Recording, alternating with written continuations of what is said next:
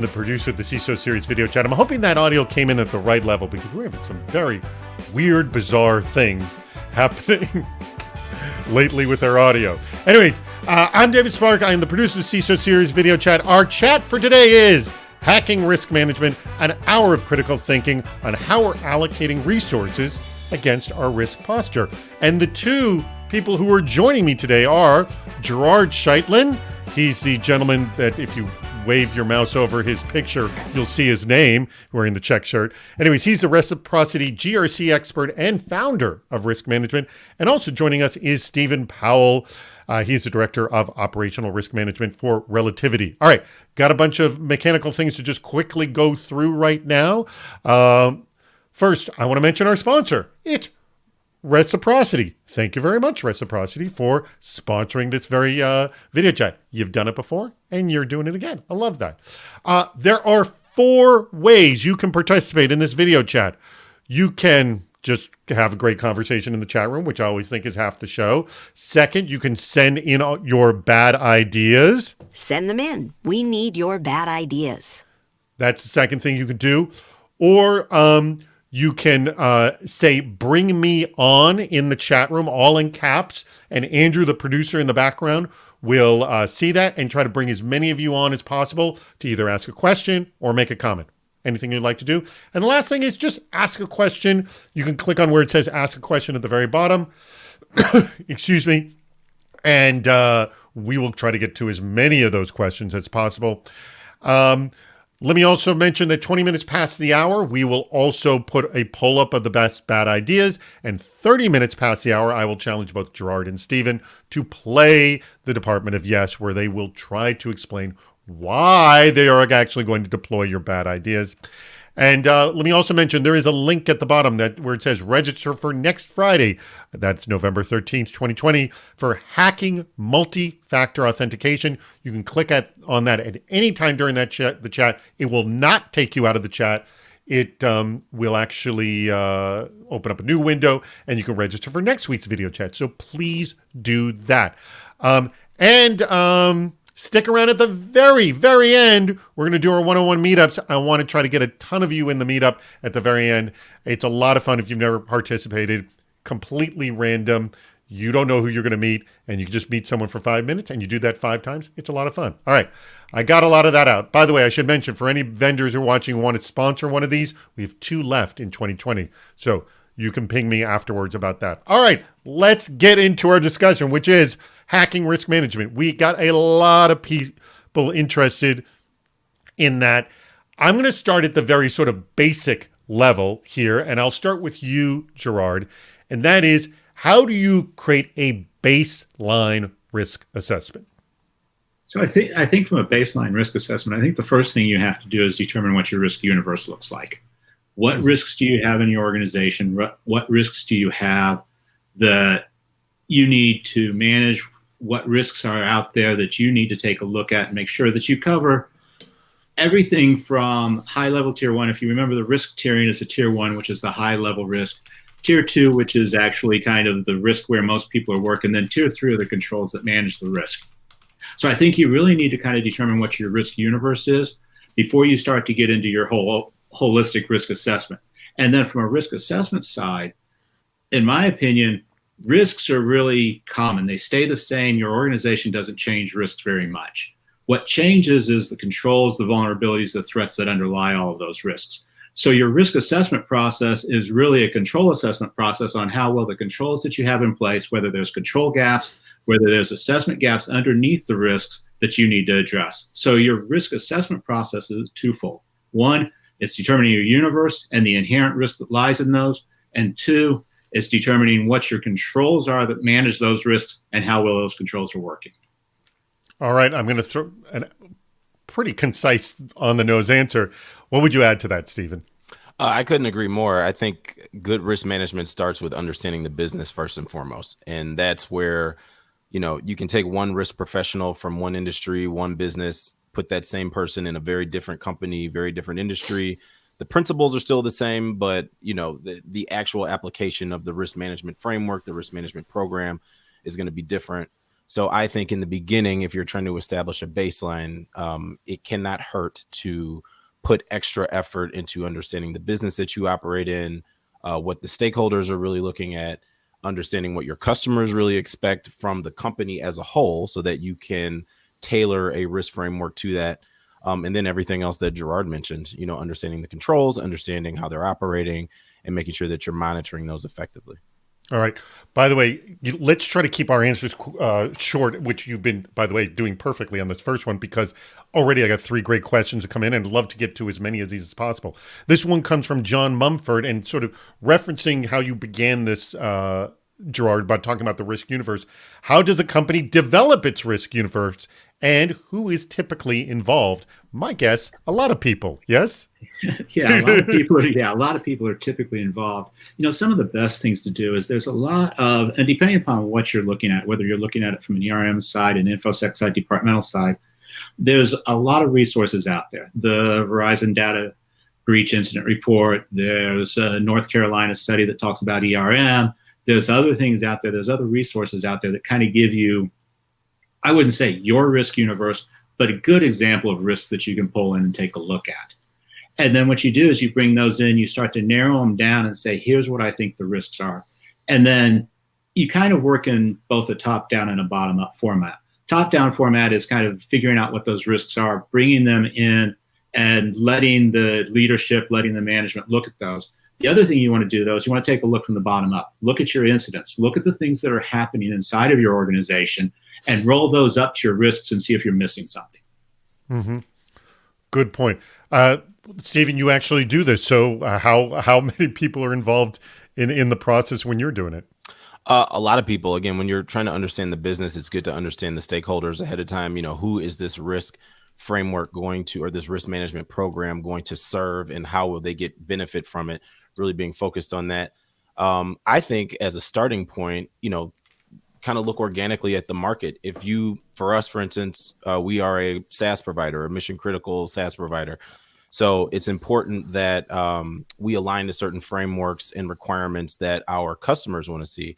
So if your customer requires assurances a certain way, then it can't hurt to necessarily craft your risk program after that.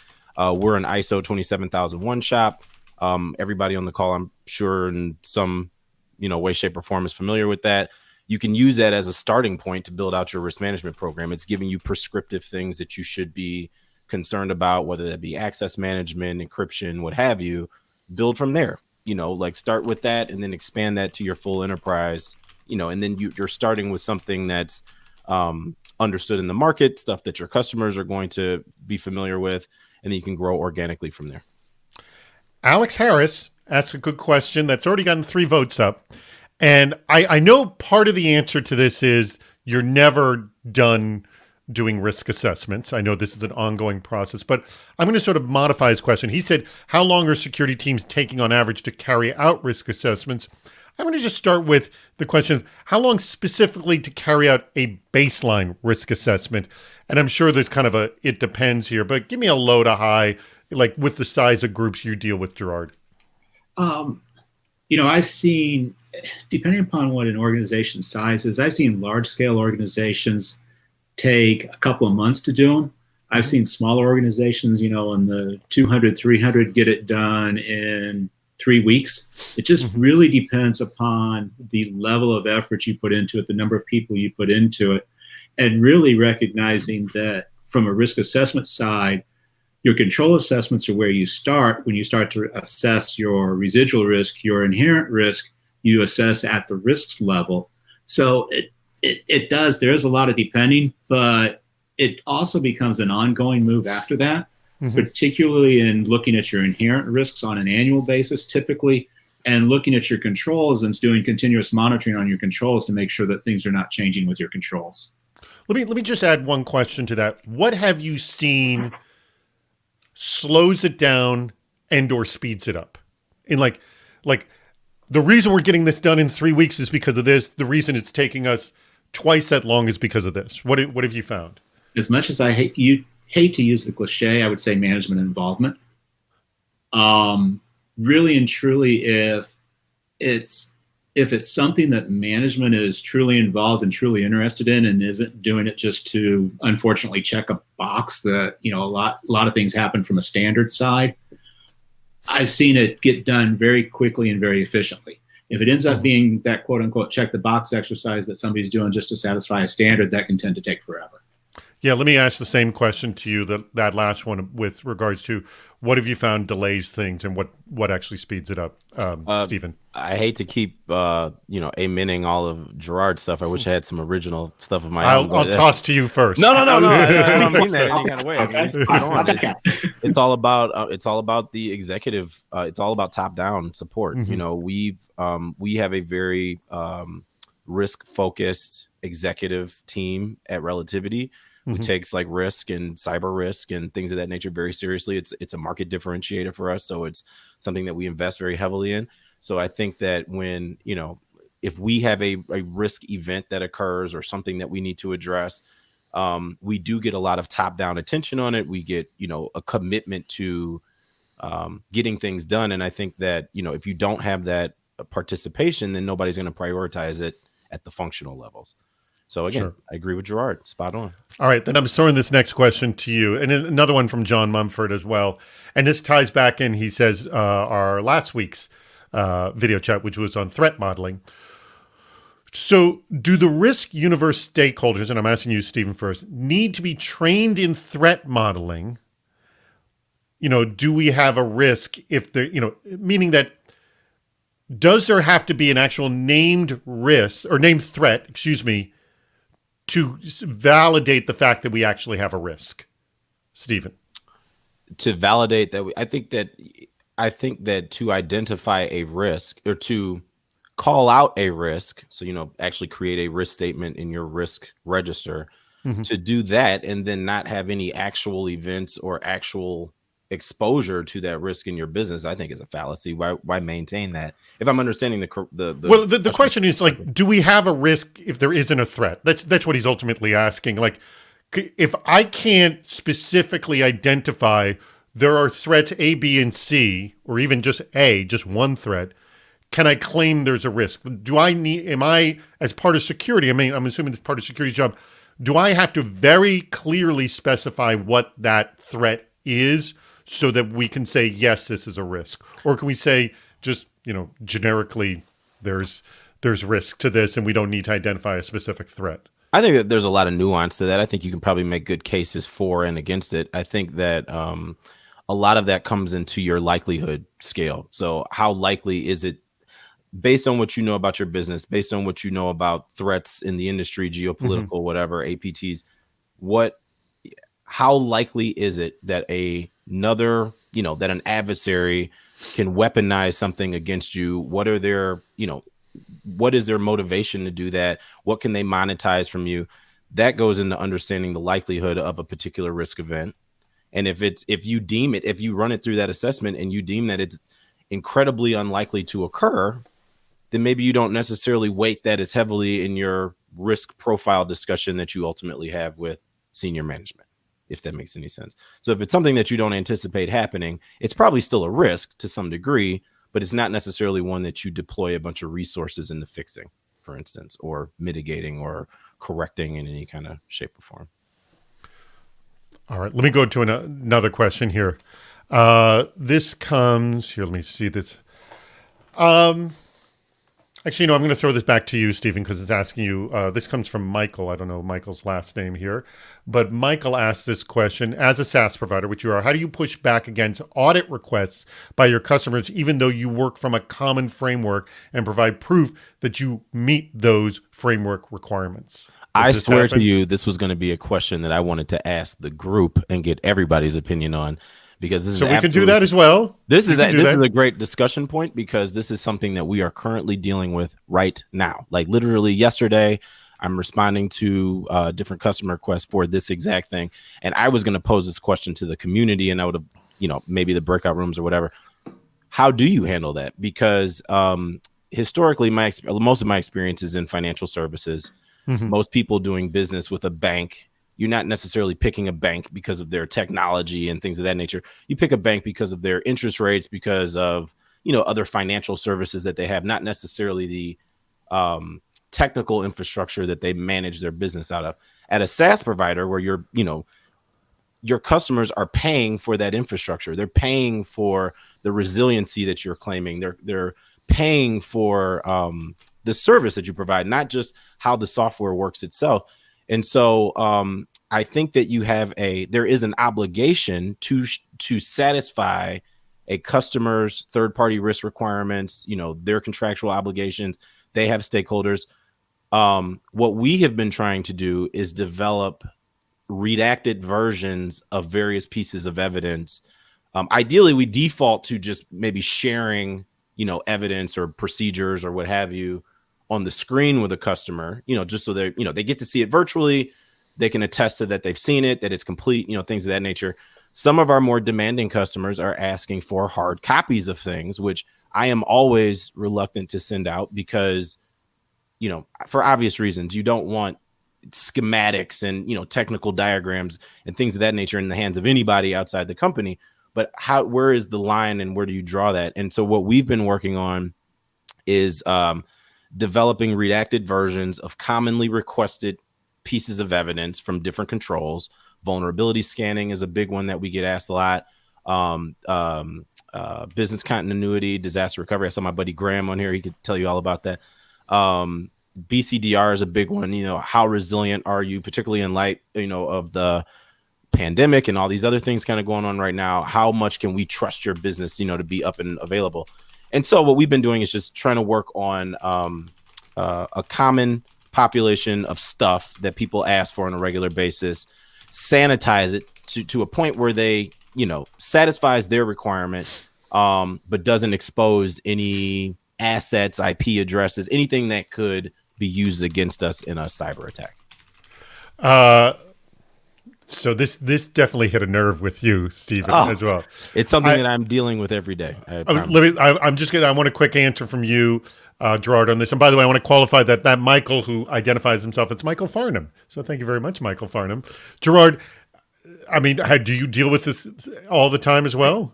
I deal with helping people answer them, and I don't know if we're ever going to, unfortunately, ever get out of answering them, because I don't know that anybody's ever going to come up with a standard that is universally accepted.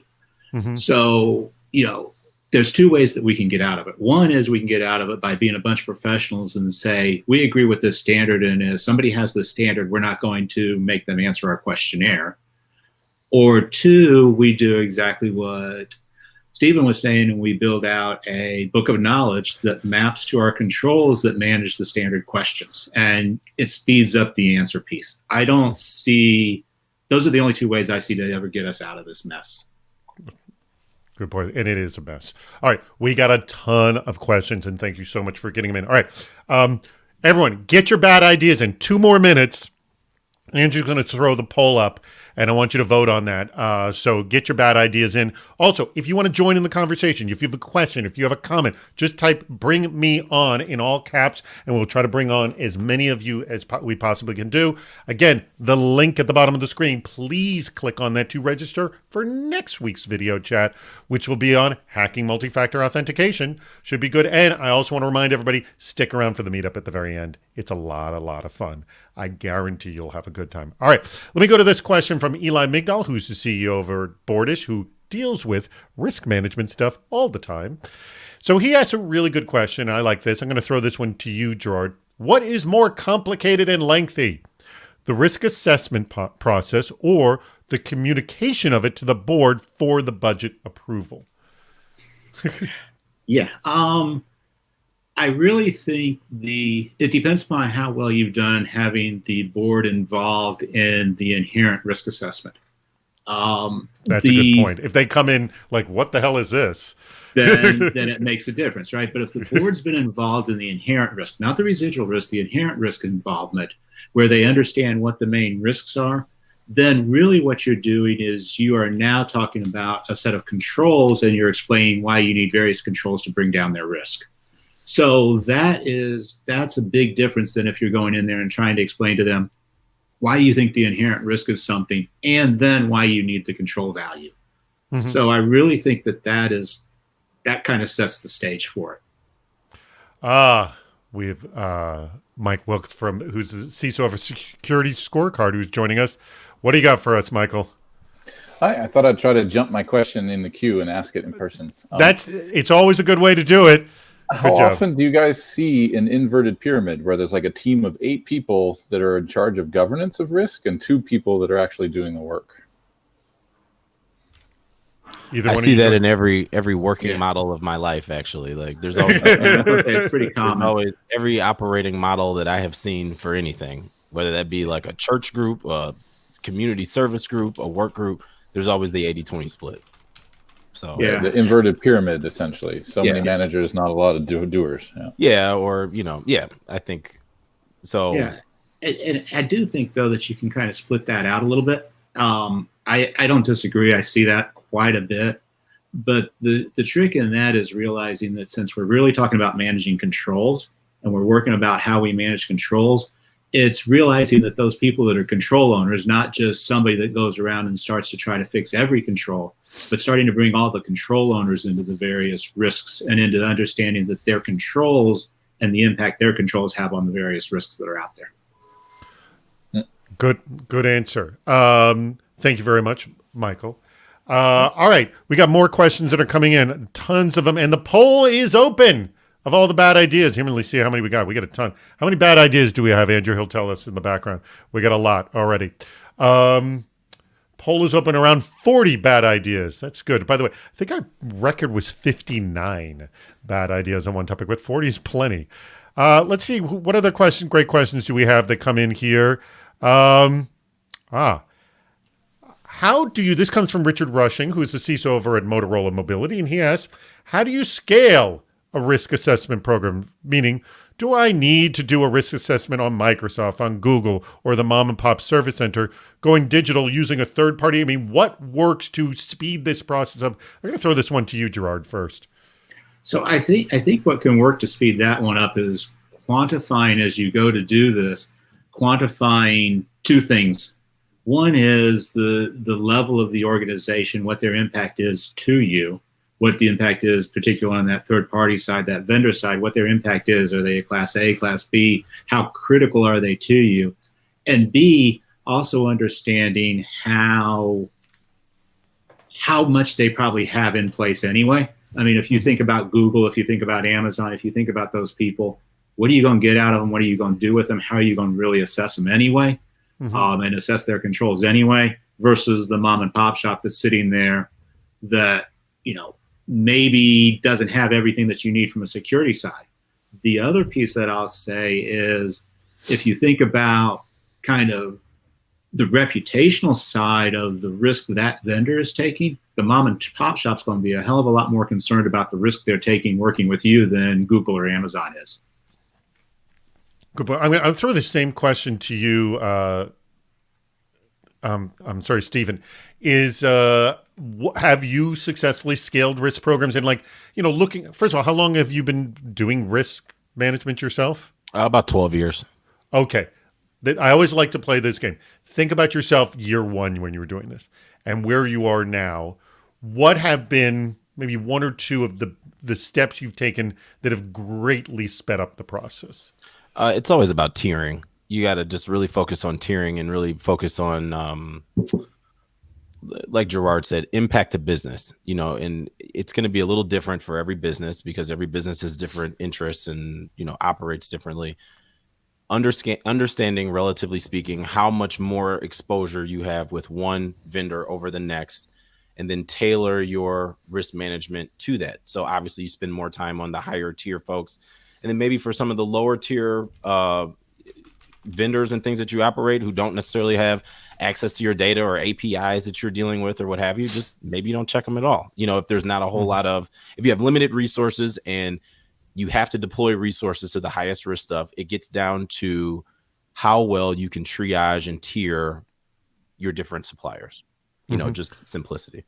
I love this question that just came in from Bob Henderson. And I think diversity is definitely part of the answer or part of the discussion here for this.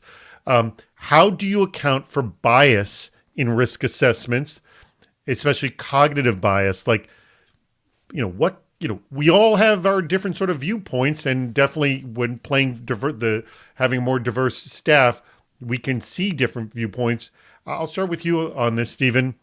Are you cognizant that there can be bias in risk assessments, and how do you go about dealing with it? Just having good criteria, that you're having a good set of criteria that was pre-agreed upon by the stakeholders on how you were ultimately going to score this risk. So if you have various vectors and you're confident in how those are weighted, and then you've based the risk assessment, scored the risk assessment off of these weighted inputs, weighted criteria, don't be upset with the answer. And then that's ultimately what you're, communicating to the stakeholders. Hopefully I'm getting your question there, but it's all about prioritization. That's a good point. I mean, getting agreement, but I'm assuming that each department works with their entire staff to figure that out. But again, I'll throw out the whole thing about lack of diversity. If you do have a lack of diversity, you may just unknowingly have a lot of bias in it. I mean, how much of this have you seen, Gerard? And I'm assuming you'll only know in hindsight. Well, you do only know in hindsight, but I have seen it. But I've seen the solution. I mean, obviously, the more people you get in, the better it is. The more various backgrounds you get in, the better it is. But I'll tell you, the best way I found to really get what I consider the closest to being true is helping people understand what's going to happen with it. Helping people understand what's going to happen with the assessment, helping people understand how it's going to be addressed and what it's going to do. It's the same thing. So if I'm measuring risk and I'm using risk as a bad thing, my risk is naturally going to improve just because people aren't going to report on it, that people aren't going to say it. If I'm using risk as a way to identify areas that need fixed, and I actually start and work to keep those things fixed and get those areas resolved, then even though my risk may be going up, that may not be a bad thing. So it really depends, to me, more on how it gets used that creates the bias than the overall number of people involved or even the various backgrounds of them. This next question, I think, kind of very much would play into a tool that would need to deal with this. So I'm going to throw this to you first, Gerard. Comes from Rick Woodward, and he asks, how can we categorize risks such that changes in the threat landscape or in the controls in the environment can clearly correlate to changes in level of risk? So, I mean, this is just sort of like an updated Excel spreadsheet. In terms of categorization, how do you manage this? So a lot of ways that this is managed is really, it's kind of understanding that risk universe. And as your controls change and as your controls fluctuate, it's understanding those control mappings up to the various risks, understanding the threat mappings up to the various risks. So as those things change, you can take a very quick look and say, this control has changed. A couple of things. What other controls are out there that may be compensating for it. What other threats are out there, how that impacts it. And you also know what the inherent risk of those controls are managing. Oftentimes we have controls change and we really think it's a bad thing. But when you look at it from an inherent risk side, it's not that big of a risk issue because the inherent risk that it's managing isn't something it's a concern to us, but it's not as huge of a concern as something else that is going on someplace else. So you can stay in line with this by developing a tool, having a tool, purchasing a tool, whatever, that sits there and lets you understand that hierarchy and lets you understand those mappings. And really a glorified spreadsheet isn't going to be powerful enough to manage that. Other tools are out there that are designed to manage that. How do you deal with it, Stephen? We are developing a model right now, a component to our framework that would adjust the scoring of inherent and residual risk based on like a multiple that we're determining from like a threat landscape, for instance. So like if our threat folks, if they tell us that there's some geopolitical threat with some event going on overseas or something like that, we'll be able to determine which process that impacts the most. So is that going to impact access control? Is that going to impact change management? Is there some vulnerability out there that, we could be exploited and it becomes like a higher probability of? trying to factor that into the risk scoring so that it's reflected as something that has a higher probability of occurrence based on this threat intel that we're getting. So we're trying to build that into our model now, and it's definitely something on our roadmap. Got a phone call. Hello, welcome to the Department of Yes, where no request is ever rejected.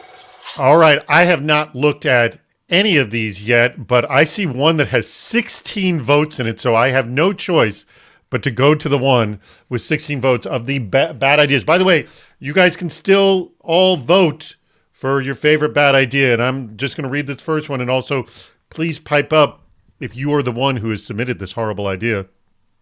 You know how the Department of Yes works, Stephen and Gerard. You have to actually accept the idea and explain why you so desperately want to do it. Hire a designated risk acceptor so that important leaders don't need to tarnish their reputation by accepting risks. Now, I assume that person's usually the CISO. Gerard, why is this a great idea? I think it's a great idea because that person could get paid a lot of money for sitting around and just saying, yeah, I accept this risk and hope and pray nothing bad happens. And when something bad happens, you fire him, but he's made enough money that he can go live in the Bahamas for a while. And I think that would work great. Actually, that might not be a bad role to take. Yes! All right. Stephen, it's actually not if you're just thinking about the mechanics of your own job, it's actually not a bad idea. Go ahead, Stephen. I like my job, so I'm not going to be doing anything like this. No, but the let's get all the risks accepted under a single person. That would obviously improve administrative operations, a lot less paperwork, probably a lot less convincing because this person is probably going to rubber stamp most of this stuff anyway. So we don't really have to, dig too deep, and it ultimately will serve as a great, a great catch-all for all the stuff we don't feel like dealing with right now. So all the stuff we don't feel like fixing, let's just risk accept it and move on. All of the stuff that's too hard to think about and find good solutions for, we can focus on other things, and we can just risk accept all this stuff into infinity. Hooray! You know what? That is actually a great idea. And by the way, this feeds into the answer to your question earlier of how do you speed up the risk assessment. Just lay it all on one person's shoulders. This would be fantastic. All right, hold it. I got a few more coming up. Now, this came in. This is the next one that's been voted pretty darn well. Turn risk management decisions into a drinking game. I'm going to say right now that I wouldn't be surprised if a lot of risk management decisions eventually end up being a drinking game. Stephen? I'm all for drinking games. Why do you want to do this?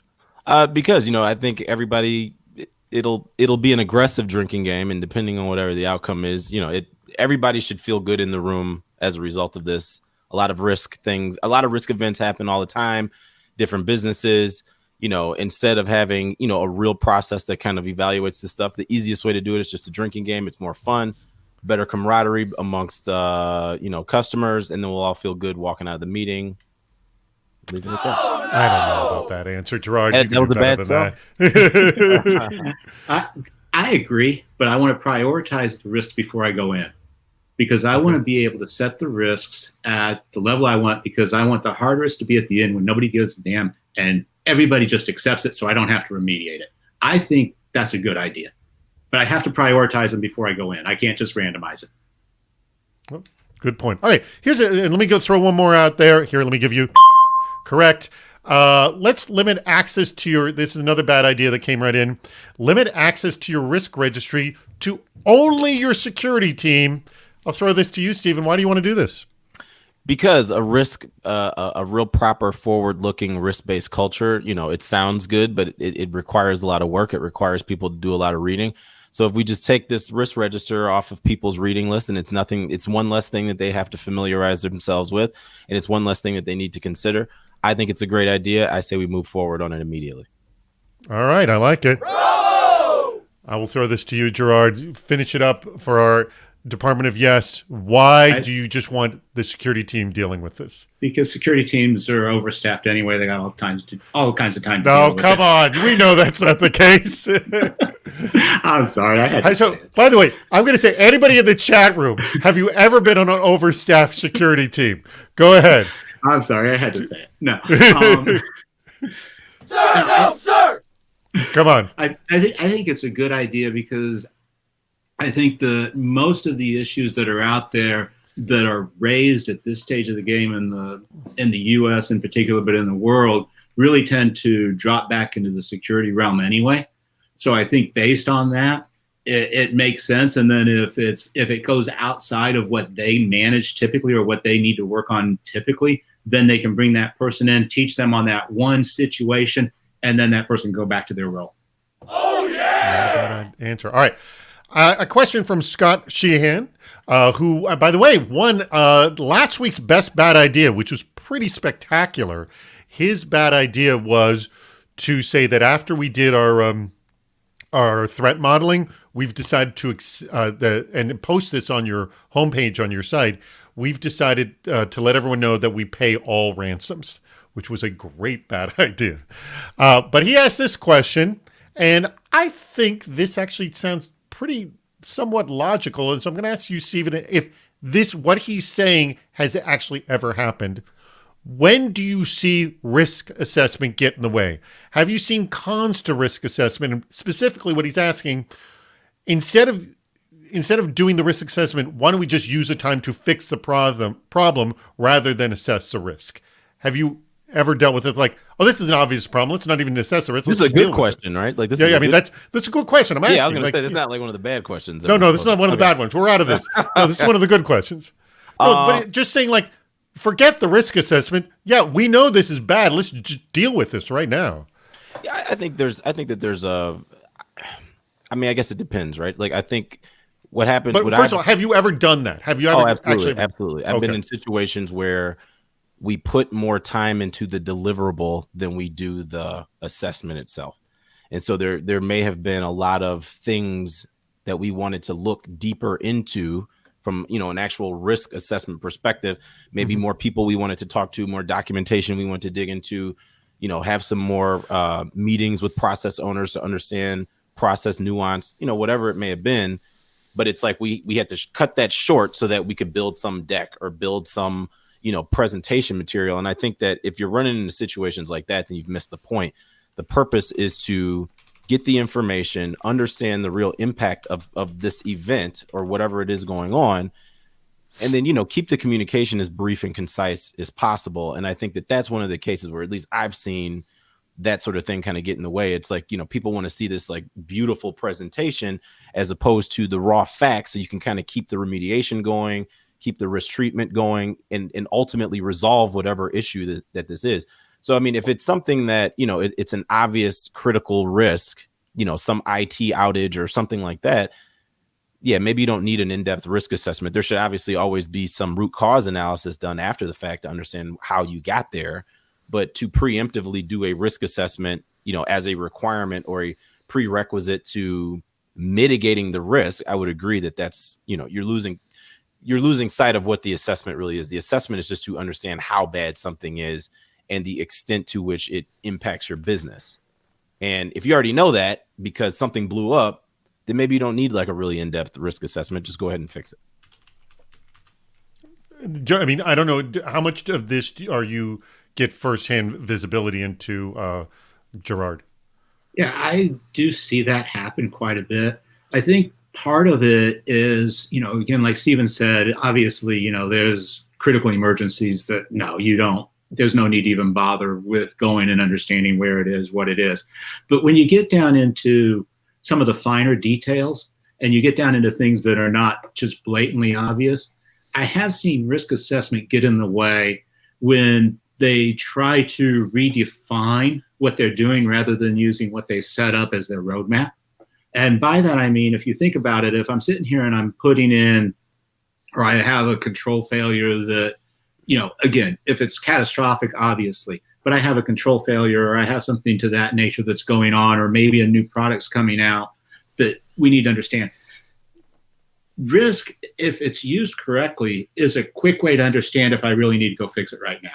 Mm-hmm. It gives you that insight immediately because I can sit there and I can go look at that control and I can go, this control manages this and this and it has these mitigating controls. Yeah, I need to do it right now, or no, I don't. It's not a reassessment process. It's not like looking at that and scoring it high, medium, low, whatever we want to do. it's really looking at the issue that's manifesting itself and saying, did I freeze? Or am I back? I You're got back. There was a little bit of a freeze right there. Yeah. All right, so everyone's back. Sorry. It's not, I had that problem last time I was on, so it always concerns me. No, go ahead. Finish your thought. So it's really using risk and doing that piece, not so much to assess the risk, but to say, is it something because of the way it's happening that I really need to go do right now? And it's using it as a roadmap and a decision guide, not an assessment process. All right. We got tons more questions. I want to get to as many of them possible. We only have 20 minutes left.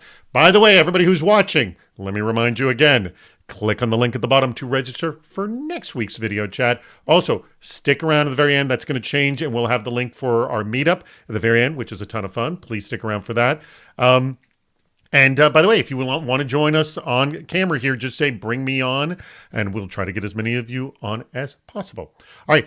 This question I like from Steve Giger, who I believe I pronounced his name correctly now, because we actually had a conversation about it earlier this week. I'm going to throw this one to you. Steve's going to ask a question for Steve here.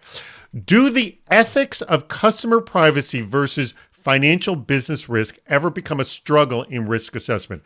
So he throws out this Fight Club equation. A, multiply the probable rate of failure. B is multiplied by the average out-of-court settlement. C, A times B times C equals X. If X is less than the cost of the recall, we don't do one. So the idea is like, it's ethics. I mean, ultimately, and I'm going to hypersimplify, is ethics part of the risk decision-making process, and how much does it weigh? So ethics meaning ethics of customer privacy. Because actually, it's not just ethics. I mean, you can get fined for that, too. I think I'm big on ethics personally. I think that trust is very important, particularly at our business. The nature of our business, we're an e-discovery company. That in and of itself should require the users to have some trust in you and things of that nature. And I think I have always been a believer that if you do the right thing in business in general, it tends to pay you back karma. And so I'm big on that. And I think that you'll do better longer if you, without doing a bunch of analysis behind it, if you've set expectations with a customer that you're going to do something, regardless of what that is. In this case, I know the question is about privacy. I would argue that it's your obligation to meet that expectation first and foremost. And then if you can build some, if you can monetize something behind after the fact that still doesn't violate privacy, go ahead and do it. You still got data, and you should probably still be able to use that to some degree for your business. So I'm not saying I disagree with that per se. But do what you say you're going to do for your customers. Otherwise, you probably won't have customers for too long. Simple answer. Okay. I wish I had something more calculated to give you, but no, it's quite all right. All right, tons more questions. I'm just kind of scanning through, trying to pick one here.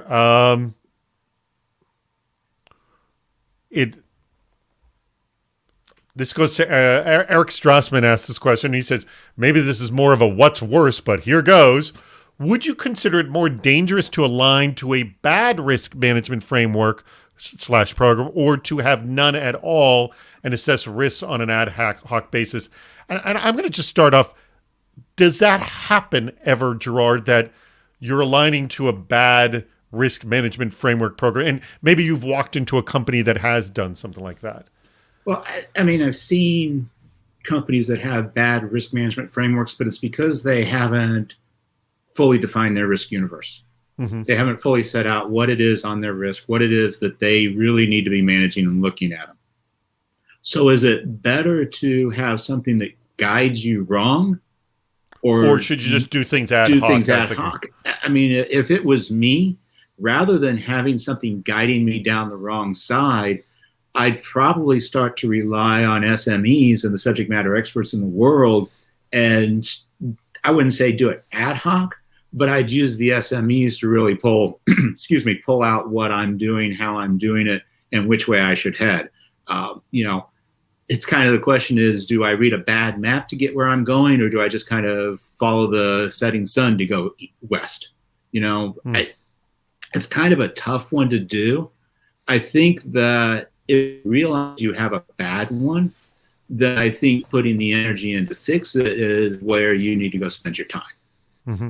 Let me actually jump to this next question. This comes from Matthew, and he asks, how do you quantify contractual risk? I'm going to throw this one to you, Stephen. Meaning, is it possible to identify contractual risk like liability or indemnity or the lack thereof?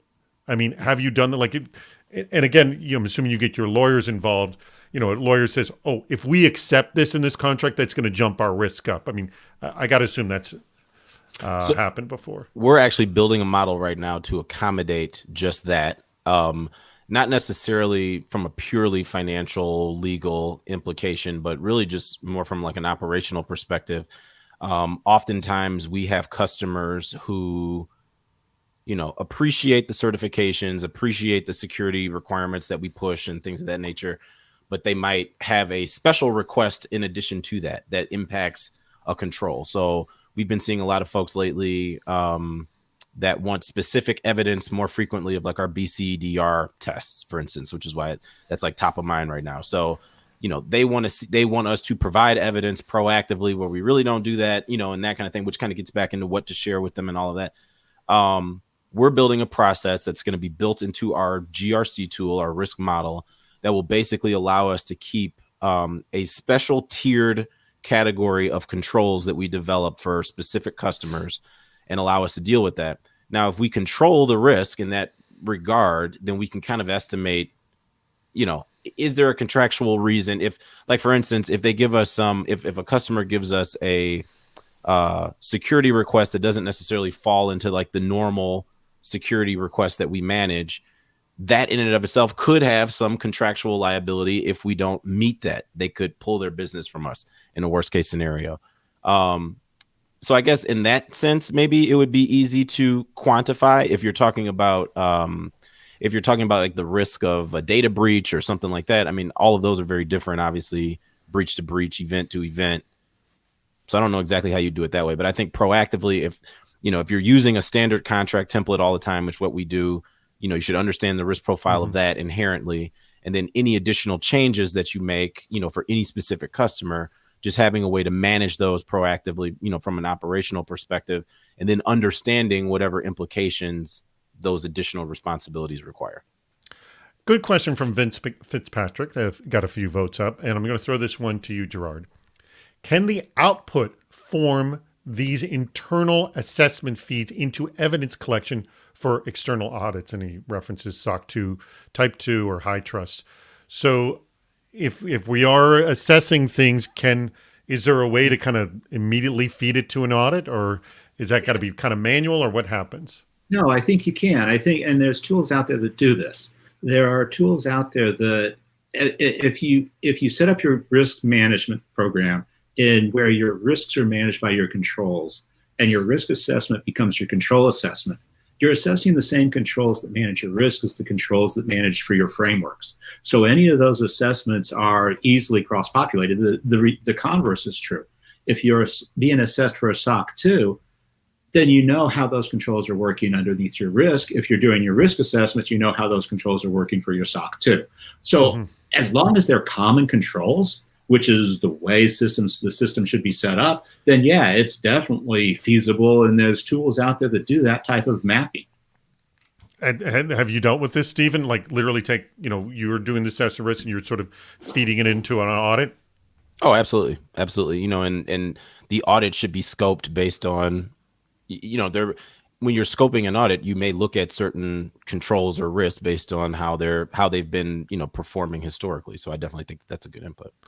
Good question from Chase, and also Dutch asked a similar question, so I'm going to kind of ask them both of them right here.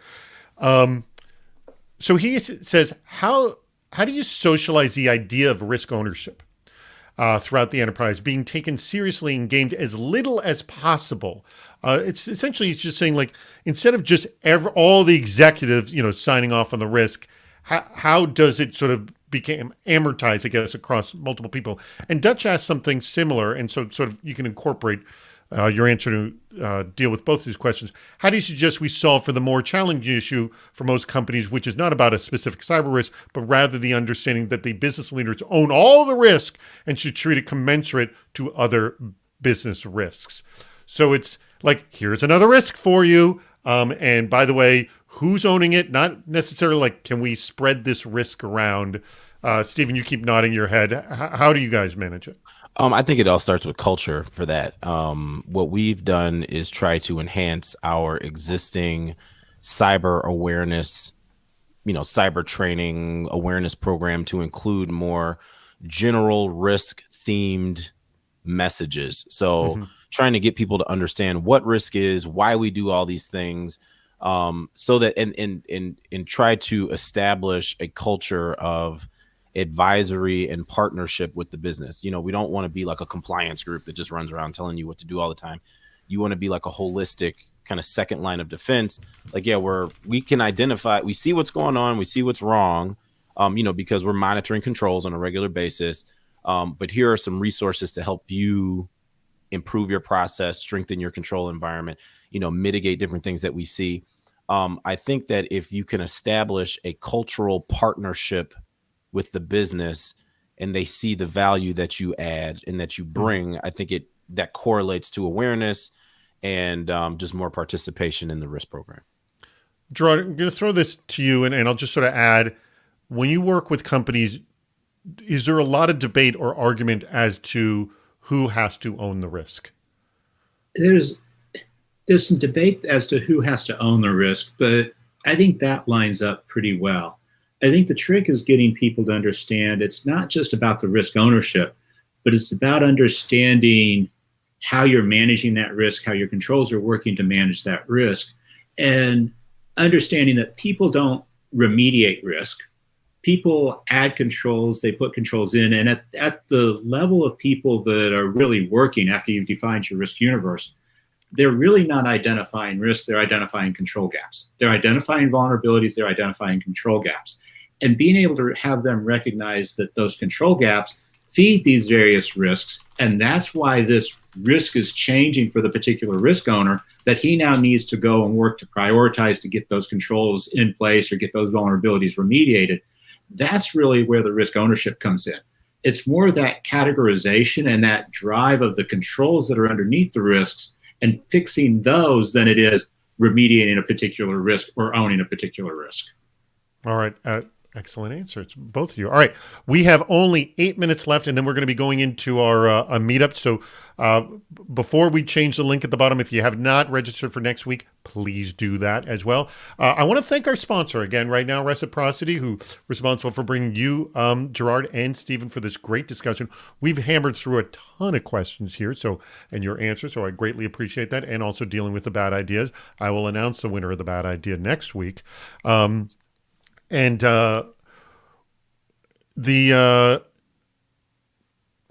This is a good question from Alex Harris. Let me ask this, and let's try to answer this quickly because I want both of you to have a little bit of time to sort of wrap up and give some general advice.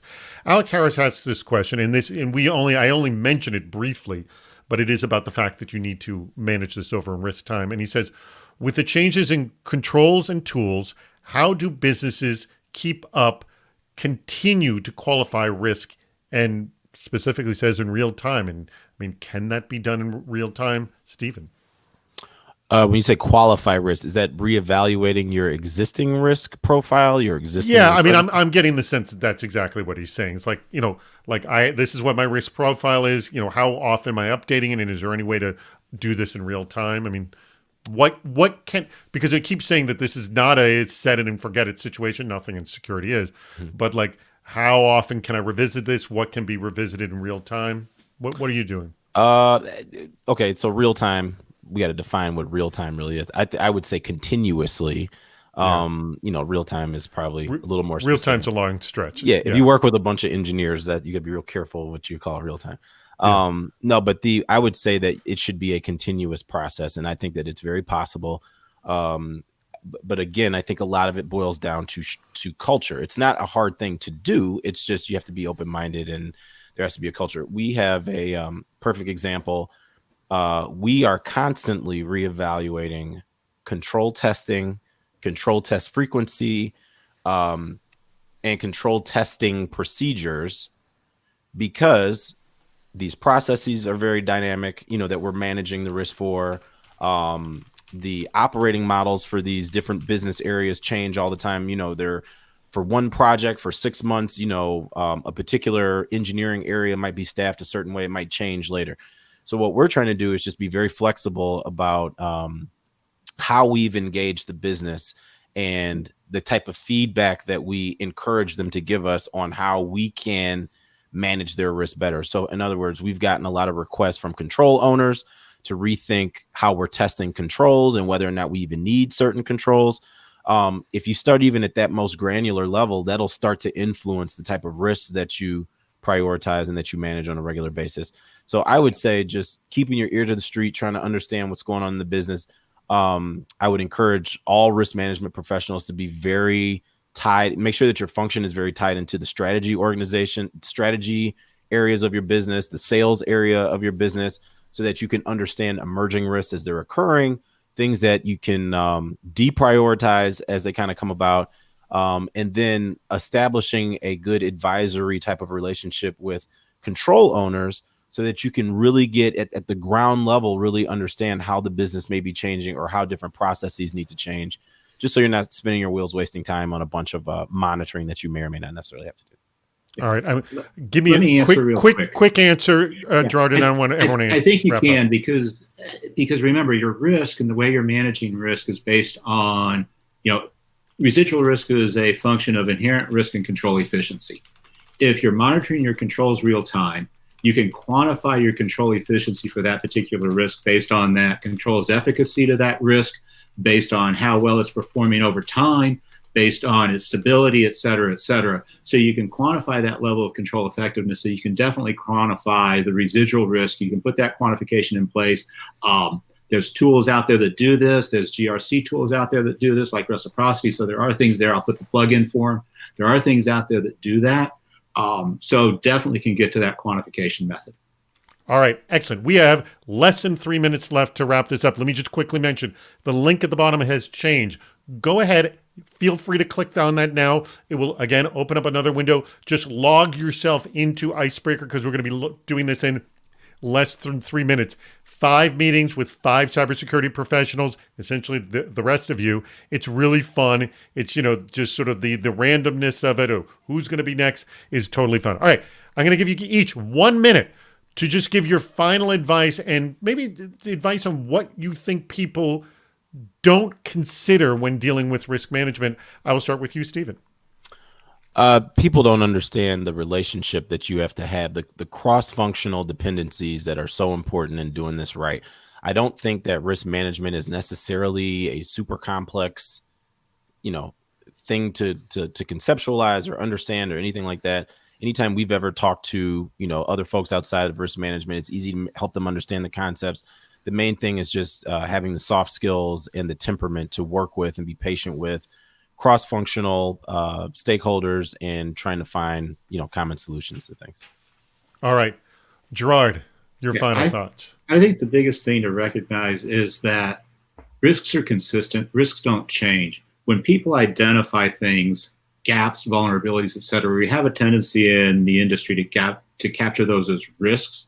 They're really not risks. They're gaps, they're control vulnerabilities. There are other things that manage the overall risk profile of the organization. That's what you remediate. That's where you do your work. You look at your risks, you make sure that your risk universe isn't changing through merger and acquisition, new products, et cetera, but you really try to drive through and manage and do the work at the control level. Excellent. All right. We have just a minute left, and I'm just going to say, everyone, click on the darn link right now. Click on the darn link right now and join us in the meetup. Steve, unfortunately, you're not sure. I'm seeing everybody else coming in to Icebreaker, and you're not appearing. Try logging in again. I don't know what it is, but I see a lot of people coming in Icebreaker right now. Please join us over there. I will. What I was going to say is. We are going to wrap this up in just a few seconds. I want to thank my 2 guests, Gerard Scheitlin, who is with essentially GRC reciprocity expert, or reciprocity GRC expert, excuse me, and founder of Risk Management. And also Stephen Powell, who's the director of operational risk management at Relativity. Gentlemen, thank you both for joining us. And please join us in the meetup, which is going to be happening right now. Please, Andrew, take us out. I'll see you over at the Icebreaker, the meetup.